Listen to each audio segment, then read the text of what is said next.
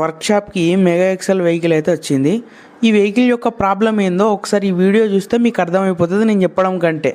So ఈ vehicle start చేసి clutch press చేసి ఫస్ట్ గేర్ వేసి క్లచ్ రిలీజ్ చేసి ఎక్సిలేటర్ ఇస్తే అసలు క్లచ్ ప్లేట్స్ అనేటివి మంచిగా ఉంటే క్లచ్ రిలీజ్ చేసినప్పుడే బండి మూవ్ అయిపోవాలి.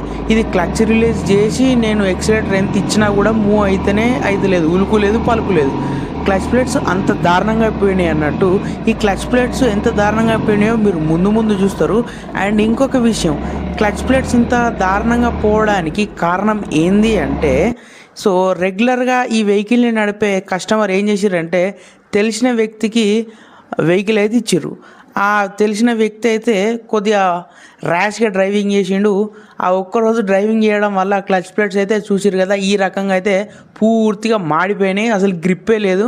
ఇక బండి ఏడికెళ్ళి మూవ్ అవుతుంది. అందుకే ఉలుకు లేదు, పలుకు లేదు. మీరు కూడా మీ వెహికల్ ఎవరికన్నా ఇవ్వాలంటే 1-2 సార్లు ఆలోచించుకొని ఇవ్వండి.